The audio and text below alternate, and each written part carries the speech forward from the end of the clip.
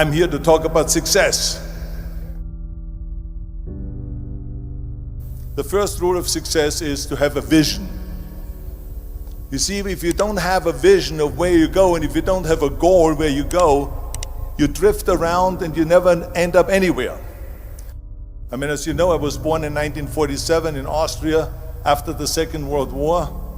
So I was very fortunate that I stumbled onto my vision. And I didn't really like Austria when I grew up. I couldn't wait to get out of there.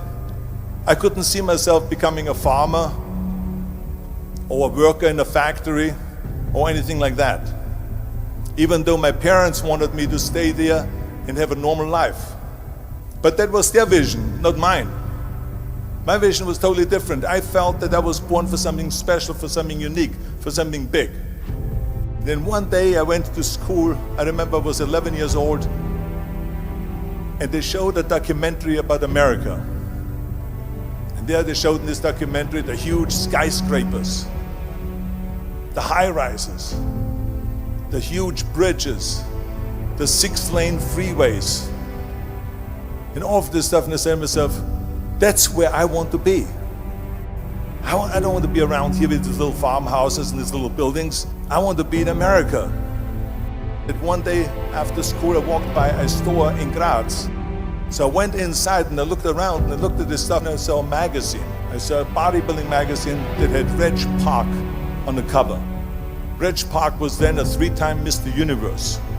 And I saw him on the big screen as Hercules. I read that and I said to myself, wow, this is the blueprint for my life.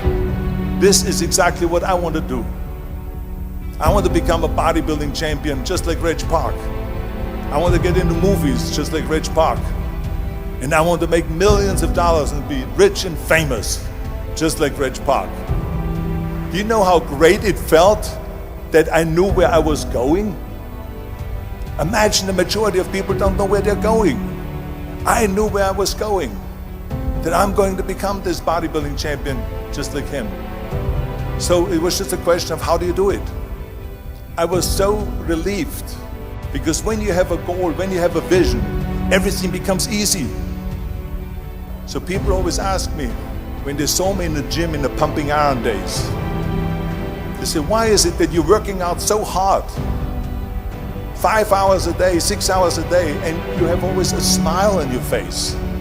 And I told people all the time, I said, because to me, I'm shooting for a goal. In front of me is the Mr. Universe title.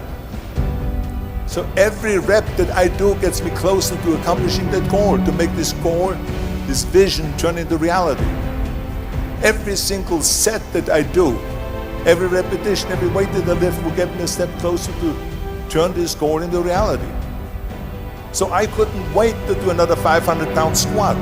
I couldn't wait to do another 500-pound bench press. I couldn't wait to do another 2,000 reps of sit-ups. I couldn't wait for the next exercise. With the age of 20, I went to London and I won the Mr. Universe contest as the youngest Mr. Universe ever. And it was because I had a goal. So let me tell you something, visualizing a goal and going after it makes it fun. You got to have a purpose no matter what you do in life. You got to have a purpose. 74% hate their job in America. Now this is not much different when you come to Europe. The majority of people don't like what they're doing, because they're really not doing it because they didn't have a goal and they followed this goal. They just aimlessly drift around, and then all of a sudden there's a job opening, so they get that job because you have to work. But then when you work, it's a chore. It's work. It's not fun. So if you think about, only a quarter of the people really enjoy what they're doing in life. That is unbelievable if you think about it. So I felt so blessed that I knew what I was doing. It's like a medical student that studies and knows he wants to become a doctor. You know where to go. And the same thing is also in politics. I remember that in politics, I had a very clear vision that I will be the leader of California. This is as far as I could go because I was not born in America, so I could not run for president. So being the governor of the fifth largest state, I should say the largest state, the fifth largest economy in the world, was for me really the ultimate title, the ultimate accomplishment in politics.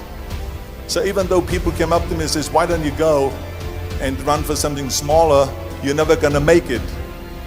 I ran for governor, and then 2 months later I became governor of the state of California. Again, because I had a very clear vision what I'm gonna do with California.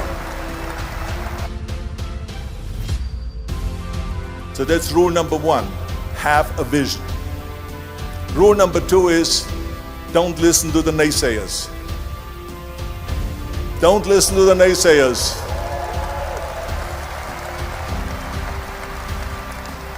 Everything I ever did, the thing that I heard out of people's mouth was, that's impossible.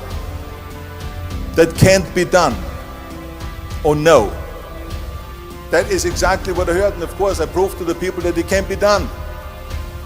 So whenever someone said to me, it can't be done, I heard, it can be done.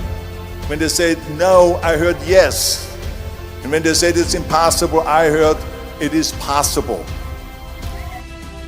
I'm a strong believer of what Nelson Mandela said, that everything is always impossible until someone does it.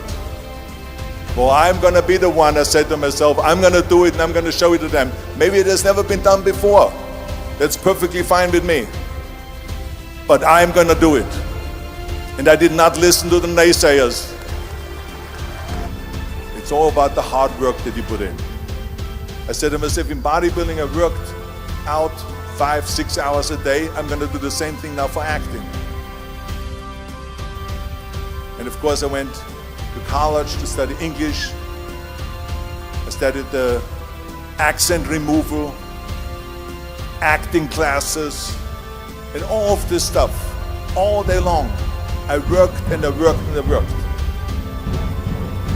And within a short period of time I made one movie called Hercules in New York, which of course went right into the toilet. But it didn't discourage me.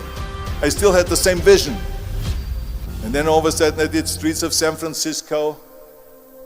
I did Stay Hungry and Pumping Iron and The Villain. And then all of a sudden I was asked by Dino De Laurentiis and by Universal Studio to star in Conan the Barbarian.